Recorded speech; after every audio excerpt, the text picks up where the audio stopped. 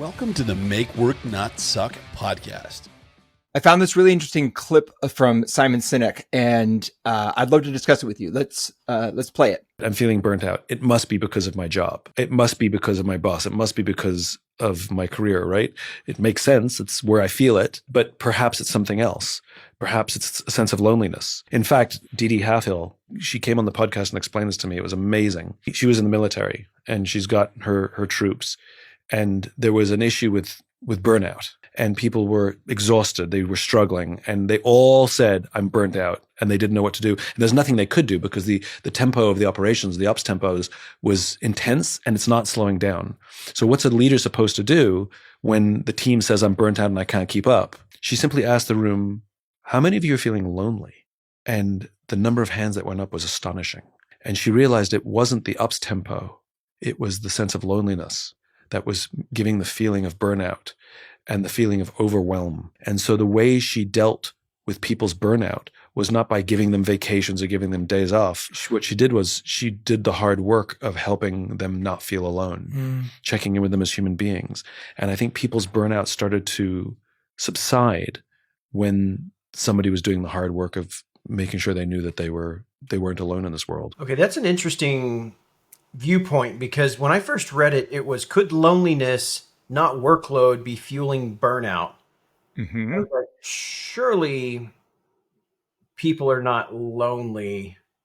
Like married couples, people with personal lives. Like I was not feeling it, the loneliness part, until I watched the video and understood what he's talking about. He's talking about people that are, well, there could be people lonely. There are absolutely lonely people. But I think furthermore, it's like you're lonely in your job. Well, I like this. I think that burnout's not caused by work. Burnout is caused by a lack of connection. Ooh. And I think that lack of connection can be in your personal life. It certainly is at work in a lot of places. But I wonder if it is that lack of connection that is actually the key to addressing burnout. I think you just said it right there. It's not loneliness. It's not workload. It's disconnected. How'd you say that? Burnout is not caused by work. Burnout is caused by a lack of connection. I think you just nailed it right there. Because we're all willing to grind away and work hard when we know we're working towards something that's meaningful. We're in it together. We're working towards a common goal, and we're all in the trenches together. Right. But when the daily grind is by yourself, but Sure. you know, this again, even when I was just saying this a second ago, it kind of made me think, I bet there's even people that they're married, maybe they have kids, but the workload is so much that it's creating a sense of loneliness because Sure. their spouse is probably taking care of the family and, oh, we don't want to bother you. You know, we know you're busy with work. Work is overloading you with things. And so, yeah, you probably do have people that have, married people or people with a partner that are experiencing a level of loneliness connected to it. So that's a very interesting thought. I'm interested to dive into this topic today. Absolutely. So you're not overworked. You're underconnected. Have you ever been in a situation where you were part of a team and you and the team were grinding away, but you didn't feel burned out? Oh yeah. There's a whole psychology around shared suffering, right? And when a team goes through something together, it makes them stronger individually and as a team. But they have to face adversity and they have to overcome that adversity. And so I've been in lots of situations, both professionally and personally, where we've had a tough assignment, and yet that assignment, rather than breaking us, actually built us together stronger. And it doesn't feel, it almost feels energizing as opposed to feeling defeating. But I know you've had both, right? Like I'm sure you've been in situations where it's felt more defeating. Oh, absolutely. Some of these turnarounds where the team goes into self-preservation mode, and then it just becomes silos, politics, and turf wars. And those, it's not only defeating, I'm now like self-reflecting here, like the loneliness side of it Like my wife couldn't understand what I was going through. I was trying to be supportive, but she's not in the day to day. The team is in complete disarray. Yeah, that's 100% that's led to the burnout in those situations. But I think it's been the exact opposite. It's crazy. In that video, he talks about how the leader took the time to do it. And I think that's where a lot of it comes down is, the whole red line versus green line. Mm-hmm. It's when the leader takes the time to do the hard work. They're in the trenches too. They're probably stressed and overloaded, but they're being intentional about that. Right. I think that's the key to it right there. Because it's easy to just go, my silo, my department, my project, and just go, well, if I just double down on this, I'll get through the other side. But you did it alone. So you probably burned yourself out. Yeah. And even if you get through the work and you get through that season, whatever that looks like, it doesn't address the underlying problem. It reminds me of, one of the hacks for losing weight is when you're hungry, drink water. Curing burnout with vacation is like treating hunger with water. Like it'll make you feel better for a little bit, but at the end of the, eventually you're going to have to actually deal with the real problem. And if you're hungry, drinking water will make you feel satisfied for a little bit, like a vacational, I don't want to say cure burnout, but I think it'll make the symptoms go away. It's just a Band-Aid. It's sweeping vacation. Don't get me wrong. It's just not like a knock on vacation in general, but vacation in the middle of burnout, unless it's done correctly, is just sweeping the problem under the rug. Right. You may get refueled, like you're saying. You may get refueled a little bit after vacation. You may get connection with family and friends because you went on vacation and you kind of fixed some of the loneliness, as we're using here. Right. Reconnected. Yeah. As soon as you're right back in the job, it's just right back. You're just right back in the lonely tunnel. You're back down in the hole by yourself again, which I think is even more dangerous. Oh, I agree. Disengaged. Yeah. And it just cascades downward. Well, Gallup says something like 1 in 5 employees is now lonely at work. And I believe it's 30% of US households are single parent households. So, they might have kids, but they don't have a spouse or a partner. And I just looked this up. 13% of Americans live alone. So there is a significant demographic that their primary social interaction is work. So if you're lonely in your personal life and you go to work looking for connection, wow, like that's a bad spot to be in because there's a lot of terrible workplaces out there. And if that's your social time, whoa, that is not good for your mental and emotional health. Well, that's a whole other topic. But I want to layer those stats for a second. So you said one in 5 Americans are feeling lonely at work. Okay, so that's 20%. Then 20%. You said 30% is divorced or single parent. Or 30% single family household or single parent households. Okay. So we got 20% is feeling lonely, 30% is single family. And then what was the other stat? 13% live alone? 13% of Americans live alone. Okay. So if we add those two together, and is living alone, is that like strictly by themselves? Yeah. Solo. So no kids, no spouse, no partner, no roommate, just me. So then let's layer that together. So you got 30% single, 13% live alone. So we're 43%, right? Mm-hmm. Half of those people, statistically, using the 1 in 5 or 20%, are lonely in their job. And if you take those percentages out to the mass, I mean, that's millions of people. What did we do on the previous episode? 161 million working Americans? Yep, something like that. So 20% of 160 million, that's 32 million. That's a lot of people. That's a lot of people. I mean, that's costing billions of dollars. So here's an interesting question. If loneliness is actually what's driving burnout, why do we keep treating the symptoms and not the root cause? That's easy, Bob.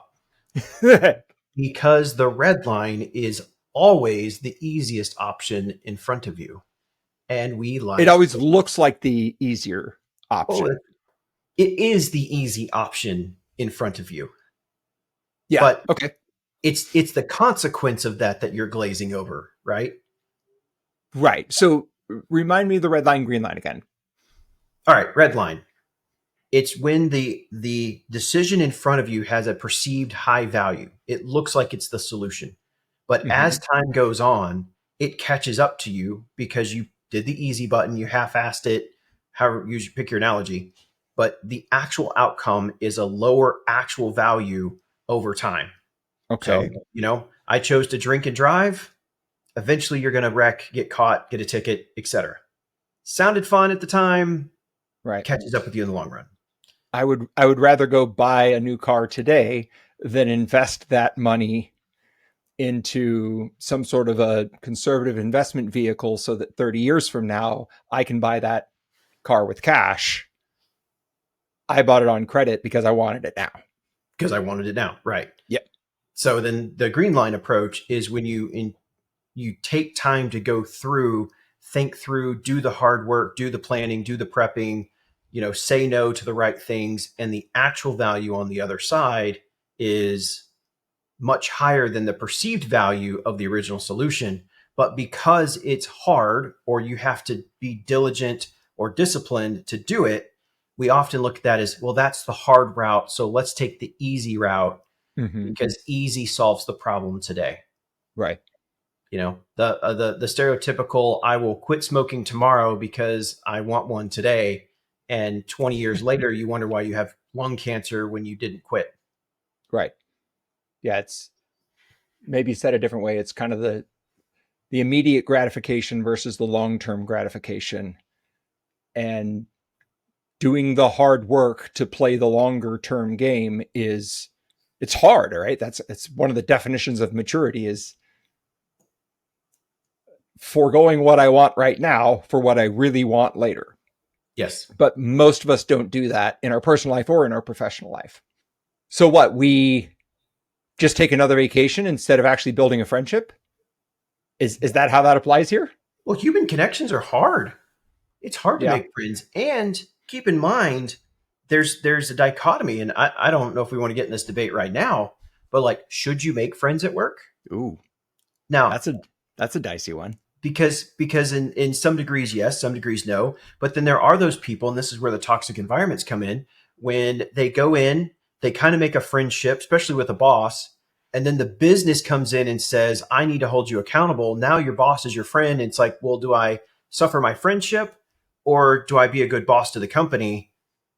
And I don't know what the statistic is, but I'm going to say more often than not, the boss will favor the human connection because we value that. Right. As opposed to loyalty to the company. And of course, if you do choose loyalty to the company, you're seen as the corporate stiff and heartless. And so I think there's a healthy balance for sure. I don't think there's anything wrong with being, friends with coworkers, but I do think if you're trying to solve your loneliness problem through work, that might in itself be part of the problem. Yeah, I would agree. I think that's a dangerous strategy. It might work, but if it doesn't, it's going to blow up. It's going to get bad. But let's segment that group of people that are truly living on their own or single parent, and they basically only have time to work and take care of their family. Mm-hmm. That may be the only avenue. I get that, but let's set that aside for a second, because I do think there's another majority, and I don't know what the percentage is. I do think there's another group where they have a family at home. The family, maybe let's give a husband and wife, for the example, the wife maybe stay at home, or the wife might have a more easier job, not easier, but more flexible jobs, probably a better way to say it. Yeah. And takes care of the kids. The kids are in school, and you might have dad that's stressed out at work, overloaded, all this work on there. And the family's trying to be respectful and say, we don't want to bother you. We know you're busy. We know you work hard. And so you got this loneliness. Yeah. My family's trying to give me space so I can get my work done. My work got me working in a silo. And I think that is just as dangerous as the person that lives alone. Yeah, I would Maybe agree. more dangerous because you've got it from both sides. Yep. I've got uh I've got one maybe even worse than that. I remember working with somebody very successful in their career. They had a spouse. I don't think they had kids at home, but their attitude was, you know what, I'm good at work. I'm not good at family. So I'm just going to stick with what I'm good at. And so they were working 60, 70 hours a week. They'd come into the office on Saturdays, uh, and they were just pretty much avoiding their family to work Yeah, because they that's didn't find the whole different.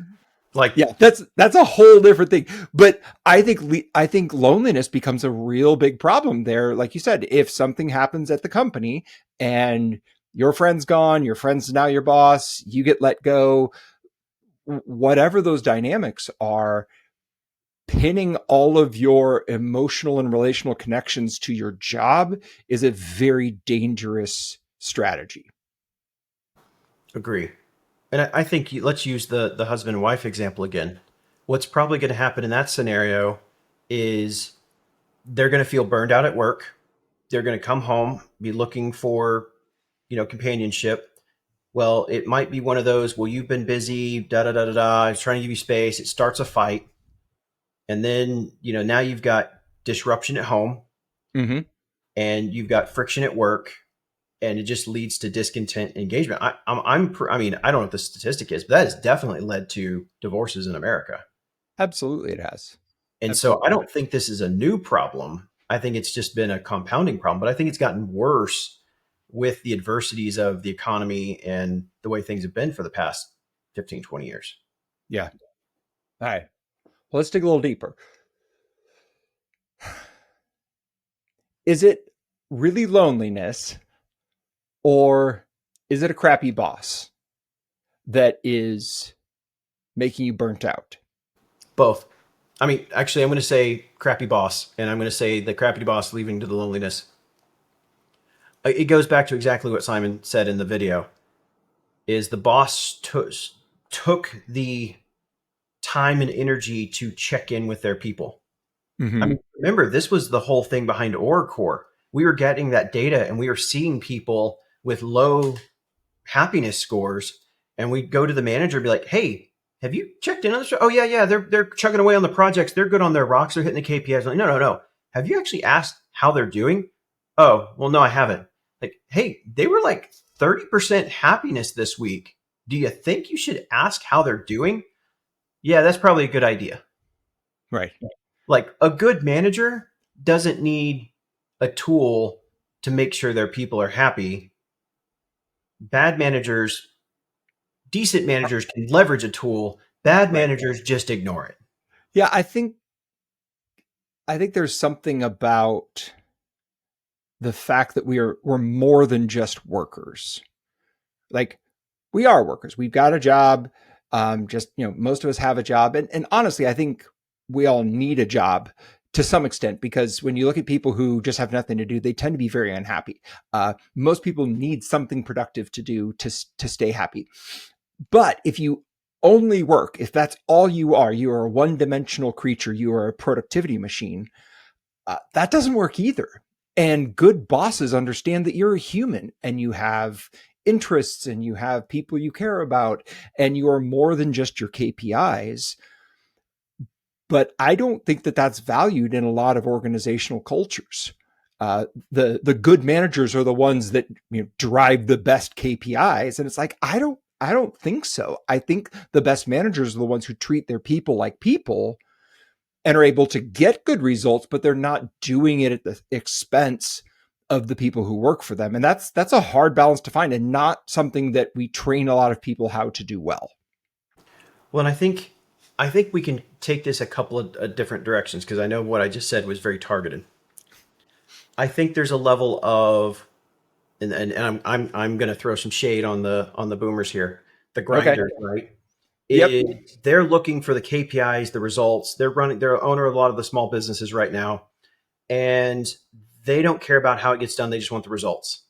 And then Right. so then you get managers that are forced to be in the weeds and do the tactical work because they're not getting the budget number. They're not hitting, the KPI is more important than anything else. We want higher profits than, a better company. And so you got managers that I would say are forced into being bad managers for their own livelihood's sake. So can you really call that person a bad manager, or is it the environment that's created the bad manager? Yeah. So there's that one. Well, we'll just leave it there. I mean, there's a couple of others, but is it the loneliness or is it the hours? Can you do 60+ hour weeks and not get burnout? Yes, you totally can, especially if you love your job and you're doing what you're doing, but then you're probably not having this problem. I do think there's a level, this is the EQ, IQ side of the equation. I think younger generation versus older generation. I think this is the dynamic in the shift that we're seeing. I think there's technology coming into this where we've just become so more IQ focused. I mean, I think there's so many components behind it. I don't think it's the hours, because if you love what you do, it'll be your hobby. Right. You'll find enjoyment in it. And if you're doing it with others, you'll have the human connection. Right. It's when the work creates isolation, when the micromanager is micromanaging you and putting you into, shoving you into a hole. When your work is the only thing you have going on for you in life, and the rest of your life sucks. Right. Loneliness. Or we don't even acknowledge that anything else exists outside of the office. Right. So I think too often, I think where Simon was taking that video is loneliness is probably the part of the root cause that leads to burnout. I think burnout, let's maybe just categorically say this. I don't think burnout's the root cause. Burnout is the result of a root cause. Burnout's the symptom? Burnout's the symptom. Okay. And loneliness is one of the key root causes to burnout. So it makes me think about the vision, journey, culture, results on an individual basis. If you were to take that from, vision, journey, culture, results, which we talk a lot about the organizations, and then you talk about kind of a personalized version of that, you could map that to like a spiritual, mental, emotional, physical wheel, right? And if work is mental, right? Work is that component. It's all work, not tied to anything spiritual, right? There's no purpose here. You're not making the world a better place.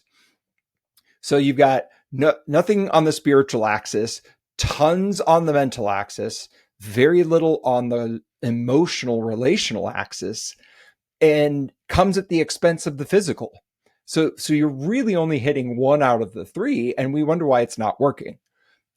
Why everyone's overweight and has high cholesterol and is miserable and doesn't have friends. I wonder if we could go back to vision, journey, culture, results and say, even at an individual level, you've got to have your vision. You've got to have your journey, your culture, your results. You've got to know spiritually, mentally, emotionally, and physically how to take care of yourself.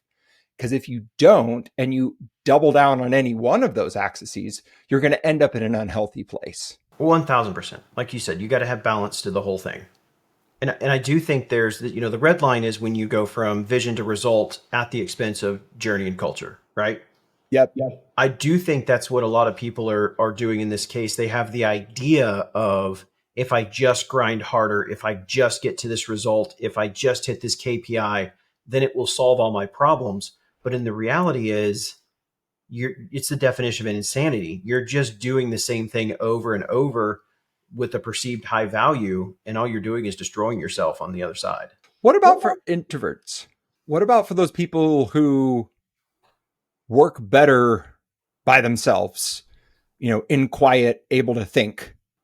It's interesting. We talk about introverts versus extroverts, and yes, that there's a definition for a reason, but introverts are more extroverted than they lead themselves to believe. And it's in the right setting, in the right group. I actually think introverted people And there are extremes to every exception, right? There's 20, let's just go the generic. There's 20% on either side, on the 20% on the introverted side that are way on the extreme, and 20% on the introverted side that are way on the extreme. But most people are going to be somewhere in the middle. They're just, on one side of the fence or the other. Right. I actually think yes, they like their space to work, and they're not like chatty and gossipy and want to be in the business. They just want to do their work, but they're usually highly collaborative people. Right. And they want to work with people. It's not that they're like antisocial. Don't get me wrong, there's disorders and stuff like that. That's not what we're talking about. Right. But I think it's one of those, they're just not there to shoot the shit on stuff that's not important, but that doesn't mean they don't value human connection. So yeah. I think that could also be misconstrued where, they're introverted, keep them excluded from it.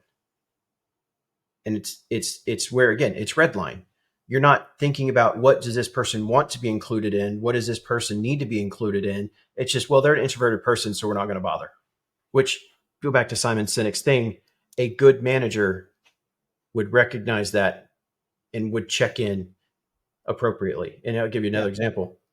An extroverted person probably doesn't have a problem having a group setting of, hey, I saw your score was low. How are you doing? An introverted person, that'd probably freak them out. So again, a good manager would know their people, and in a one-on-one, a DM or, one-on-one conversation, hey, I noticed your score was a little lower. Hey, I noticed you're something a little off. How you doing? Mm-hmm. So it doesn't mean they don't want to communicate with you. It just means they don't want to make it public in a group. So a good manager will adjust accordingly. Yeah. Extroverts love getting everybody in a room for a brainstorming session, which is an introvert's worst nightmare. I don't know. You give them a veto power and expertise status, and they'll sit in that room very quiet till a strategic moment and just go, I object. Right. And then drop some knowledge on everyone. Exactly. So let's talk about this idea of isolation at work. I think that's just become, I think it's probably been a problem for a while, but as I think about COVID and how isolating COVID was for everyone, I think it just took that whole issue up a level. What can companies do to kind of combat this epidemic of isolation? I do believe in a previous episode, we talked about organizations investing in leadership and management development. Yeah. And how that's seen as a wasted expense and no one invests in it. Mm-hmm. I think that's one of the first things you can do right there is invest in leaders. I think the other thing to do is understand how to leverage your leaders, not squeeze your leaders. Because when you're squeezing them, all it does is, what's the good old phrase? It all rolls downhill, right? Yeah, it does. I hate to keep going back to this, but I do wonder if there's something here in this idea of the vision, journey, culture, results, right? That the leaders, particularly the most senior leaders in an organization, need to help people connect the dots. Why are we here? What needs to be done? That relational connection, right? Like checking in on people, being like, hey, not work stuff. How was your weekend? What was the best part? What was something you've done recently that you've really enjoyed? When's your next vacation? Where are you going to go? Like actually treating people like humans and doing that before we get to the results, as opposed to just beating people up for results. I bet you that would create a much healthier culture and reduce burnout significantly. If there was purpose, if there was clear alignment from the purpose to the activities, there was good emotional connections, strong core values, and we did all of that before we started talking about net operating profit, I bet you that would solve a lot of the burnout. I agree. I also think, it's funny, I was talking to someone earlier today about it, is, when you got leadership teams that work like, 5-year-olds playing soccer that clump the ball, right? Mhm. Goes into, we clearly don't understand the vision and we don't understand how to play our positions. Then you've got groups that think they're playing their positions, but all they've really done is just shove people into, like, you stand in this spot and don't move and only touch the ball when it comes at you, right? And control. Right. And I think that's exactly what you're saying. You go back to the vision. I think without a clear vision, it creates a very wide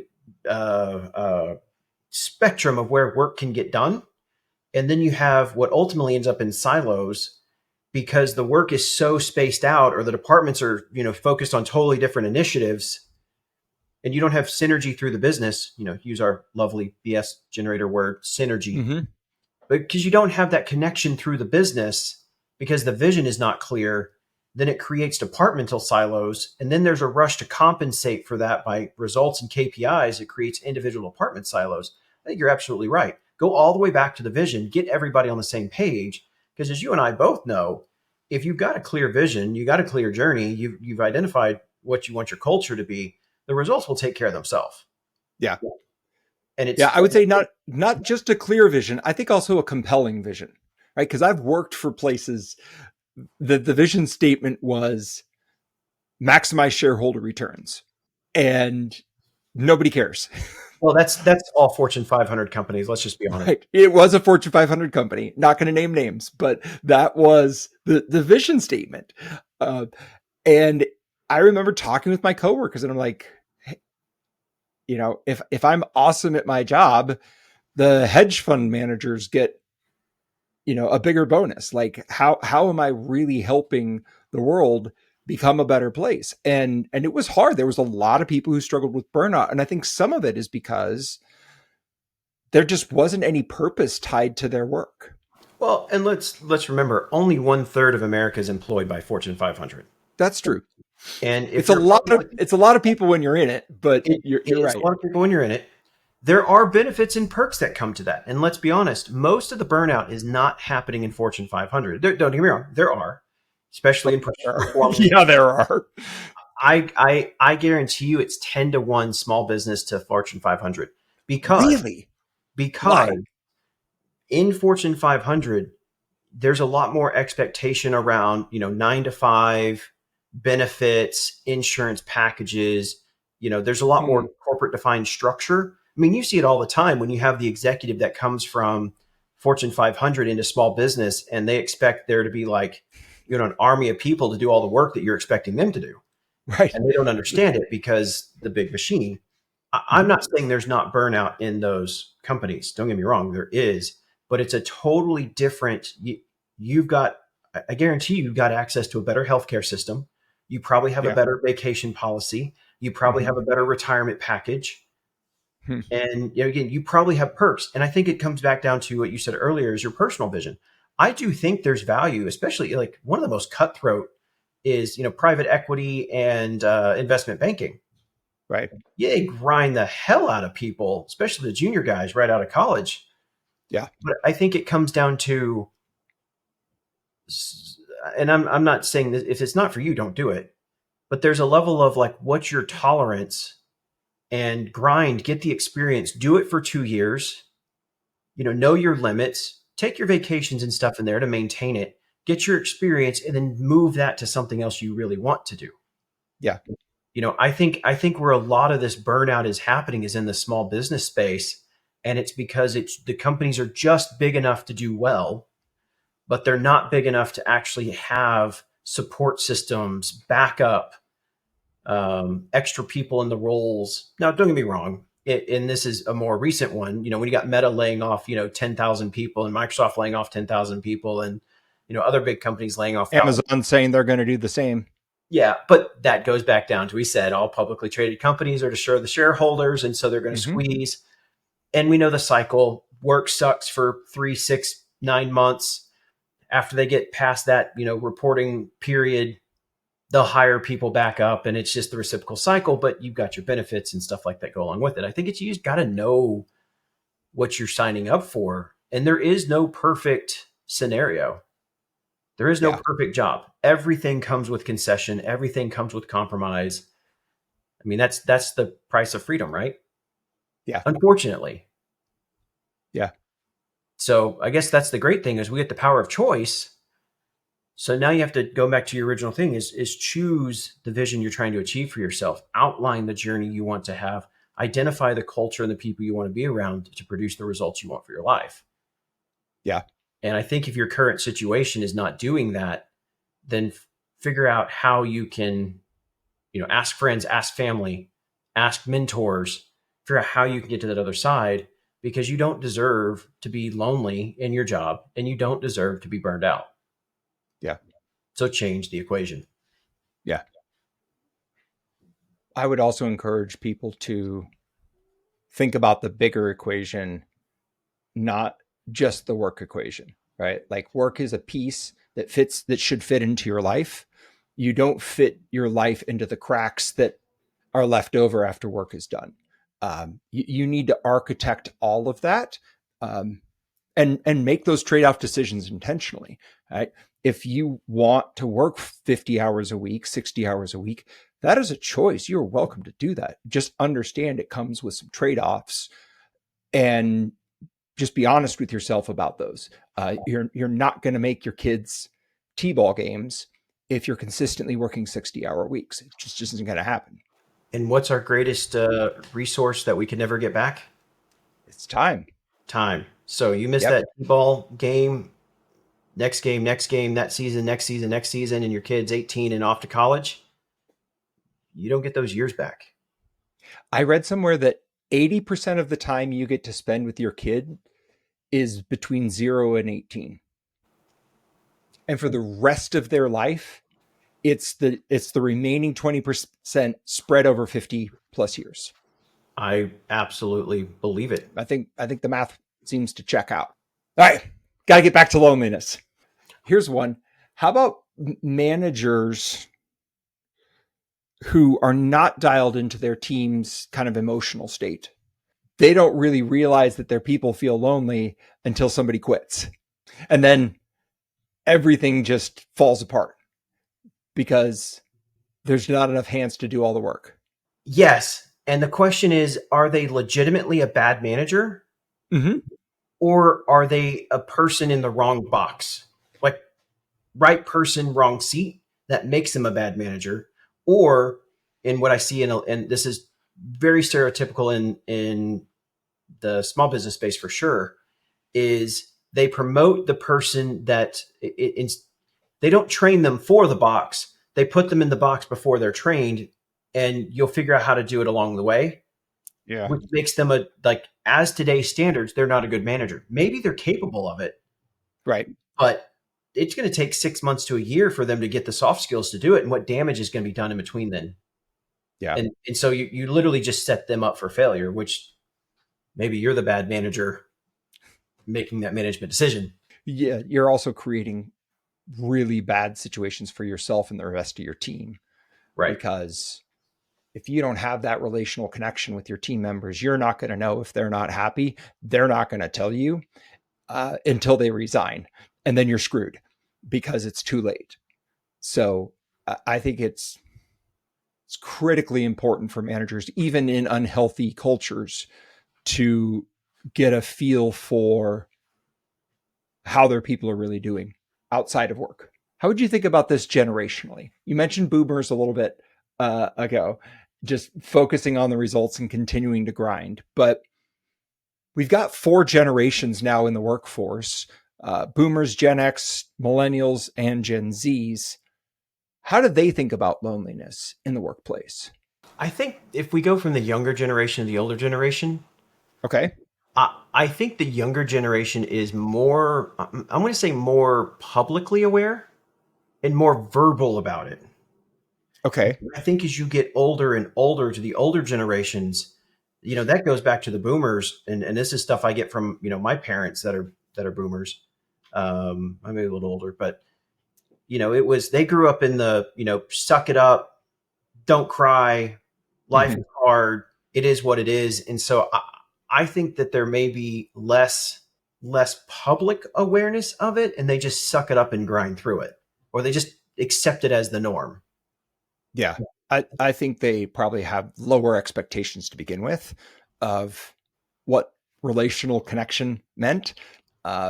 Being in the office, right? Remote work wasn't a thing for the majority of the boomers' working career. So, if you were in the office, you were seeing people. What are you complaining about? But I do think that the Gen Zs have really this kind of digital first relational framework where they're very comfortable building relationships with people that they're never actually in physical proximity with. And so I think in some senses that it may be easier for the Gen Zs to build those relationships in the workplace as it exists today, which is more fragmented, more distributed.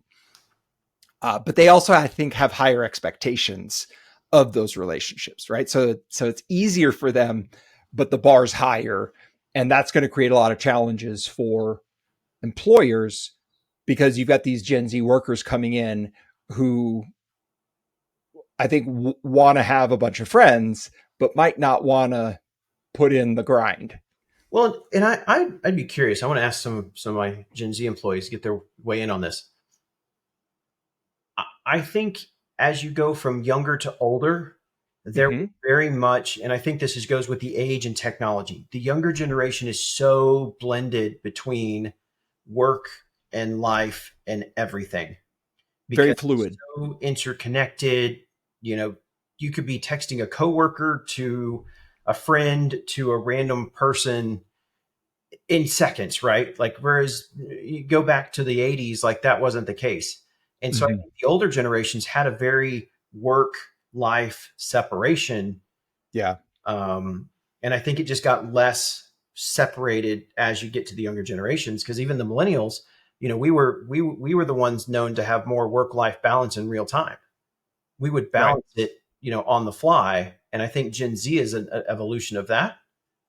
Mm-hmm. And so I think that's where that's why I say I think Gen Z is being more vocal about it because it's more real time versus the older generations are more black and white split, hard line. So then why are millennials reporting the highest levels of burnout? Because we are the ones just below the top of the organization that the boomer our leader boss is a boomer Mm-hmm. that values the results, and we've been siloed and overwhelmed. Yep. Don't worry, we'll take over the world soon enough. Just give us a few more years. We'll dominate the world. All right. So the Gen Xers, latchkey kids, we were just used to being alone anyways. It was like that was just normal because our parents were boomers. And so it was like, what did you expect? Oh, what's your parents were like the generation before that, right? Uh, I'm a young Gen X. I'm almost Gen Y. So my parents, I believe, were probably older boomers. Okay. Because like technically, I think my mom is a boomer, and technically my dad and stepdad or my stepmom and mom are boomers, and I think they're the generation before that, The greatest generation. the great generation. Or Yeah. yeah, I think it's what it was. Yeah. But I think what's funny is was this on the recording we had the other day, or it was a conversation? And my mom said she was here, and she said, "Do you remember that commercial used to come on every night at 10 o'clock? It used to come on just before the news. It says it's 10 o'clock. Do you know where your children are?" And we started asking the conversation of like, why did they do that? And then we found this YouTube video that was like, did people just go, shit? Oh, where are our kids? Haven't seen my kid in And then we 6 started getting hours. into it. It's like, yeah, because the Gen Xers were just like, where the hell are they? Oh yeah. Just Like that was my childhood is like, especially in the summer, I would leave at 8 in the morning, get on my bike, and I was gone. I would come back for lunch. And then the rule was be home when the streetlights come on. Uh, and I mean, there was no telling whose house I was at playing video games or, playing baseball or soccer or, I mean, just doing anything in the neighborhood. We were gone all of the time. So I think that the expectation that somebody's going to fix this for me, Like it's like somebody else is going to help me with my loneliness. I don't see that in a lot of Gen Xers. I think Gen Xers are more of a, like, this is what you make it. And we're not here to grind forever like the boomers, but this also isn't Disneyland. So like it's, some of it's going to suck, because if it didn't, they wouldn't have to pay you to be here.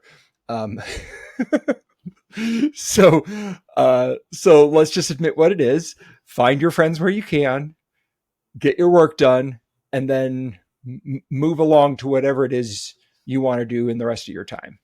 So I want to throw one last perspective on the generation before we wrap up here. All right. Is I think if you go back several generations, you really kind of had the corporate ladder. You started at the bottom and you just climbed as you got older, as you progressed. And I'm not saying it wasn't, there weren't some anomalies to it, but typically you didn't have a 25-year-old, skip 2 rungs on the ladder. Right.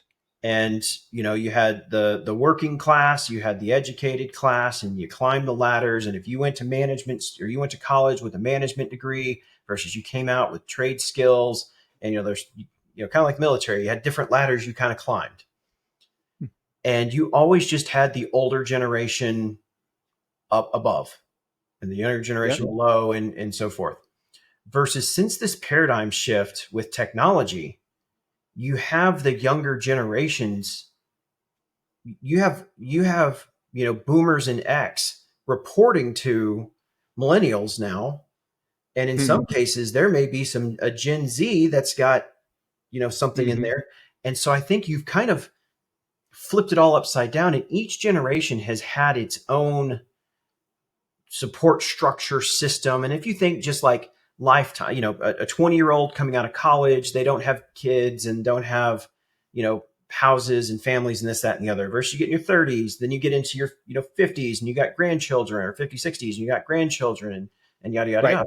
Stage of life is what I'm getting at. Yep. Life stage. And I think now you've got people at management, VP, director, senior levels at various stages of life. And so that in itself has got to be creating disruption, because if you've got an individual that's wanting to grind away and advance their career, and they're in a VP role, upper 20s, low 30s, maybe has a spouse or a partner, no kids yet, and they're grinding away, and their peer is someone that's 45 with 2 young kids at home, that's a totally different lifestyle. Yeah. And so I think even that plays into the loneliness factor that creates it, because you've just got this disruption of how do we do life together. And again, when you go back several generations, this just wasn't a problem. They had their own problems, don't get me wrong. But different problems. It started in the 80s, and it manifested in the 2000s and has only compounded since. Yeah. I think that is true. I think the other force here that is intersecting that and accelerating it is this in real life versus digital virtual dynamic, right? I think boomers didn't have to deal with the virtual world. So as long as you were in the office, you were in community. I think Gen Zs now have, lots of digital relationships, but are potentially lonely in real life because they don't have those people physically around them, either because they're working remotely or they just don't have any of those relationships at work. And so you've got this additional complexity of, where are your people? Are they around you physically in real life, or are they digitally connected to you? And there's pros and cons with both. And that's adding a lot of complexity to the loneliness equation as well. I agree. So let's begin to wrap it up a little bit. What can we do about this? Let's go backwards. Let's start with frontline employees. Let's just say, for the sake of argument, that they tend to be in the younger generations, Gen Zs, millennials. My first recommendation would be, you need to have some good relationships at work, but don't put all your eggs in that basket. I think that if you have no relationships at work, no friends at work, that's a bad thing. But if all of your friends are at work, that is also a bad thing. So you kind of need to diversify your friend portfolio.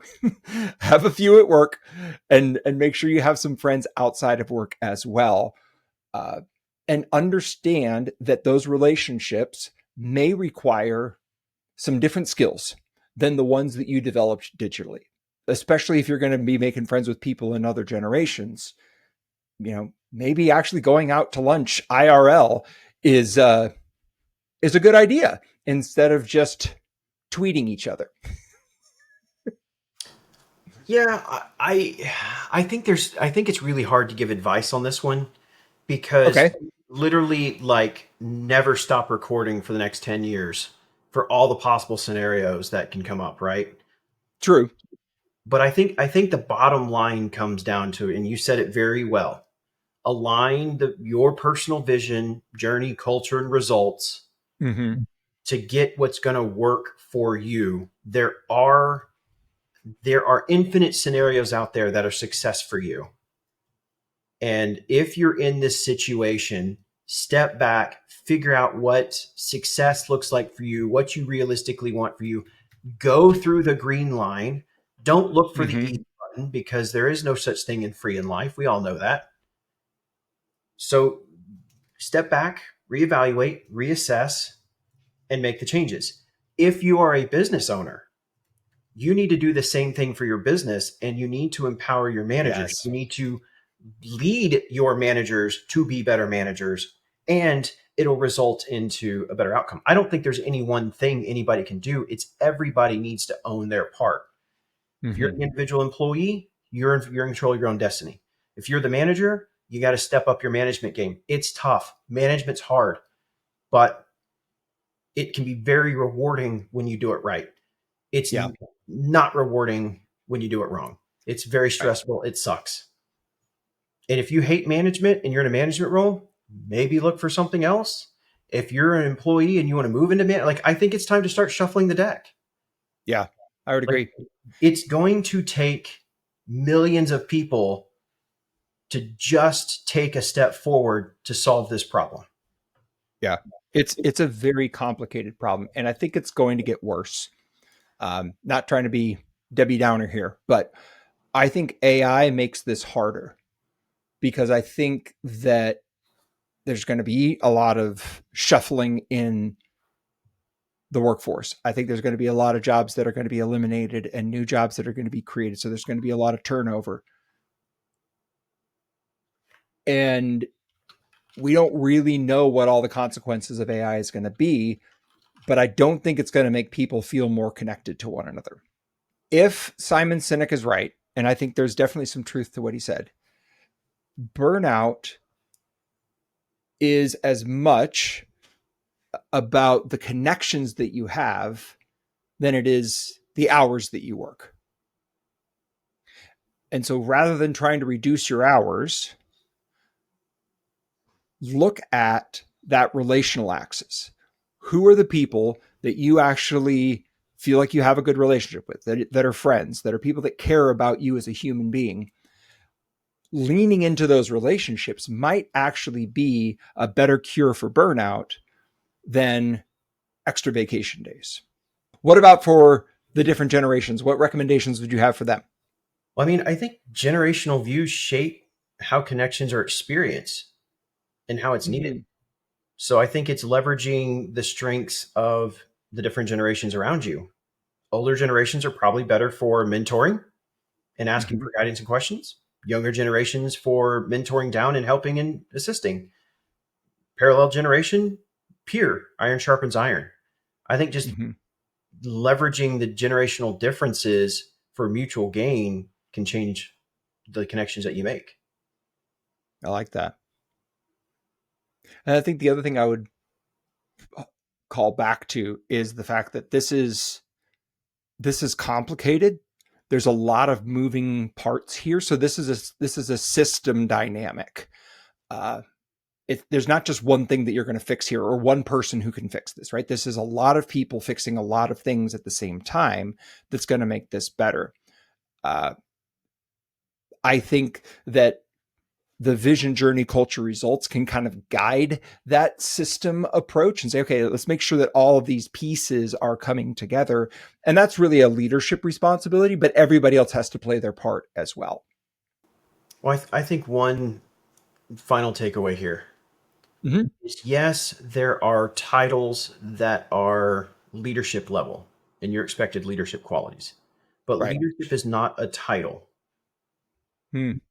If you see somebody having a bad day, check in with them. Follow through with it. That is leadership. Yeah.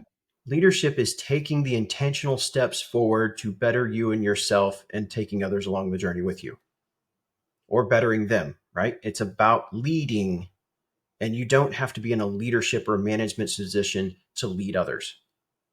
And that's how you can make work not suck. Exactly. So I think if you can think of one system in your workplace that isolates people, one tiny structure change that you could shift next week that can reduce loneliness, whether you're a leader, whether you're a manager, or whether you're just the everyday average Joe employee, everybody has the capability of being a leader and ensuring loneliness doesn't exist in the workplace. Make work not suck. Our podcast that talks about exactly that. Our process, vision, journey, culture, and results. We present real-world business solutions that make the difference. Our goal is to make work not suck. Hosted by Ryan Hodges, co-host Daniel Steer. Join us each episode and make work not suck.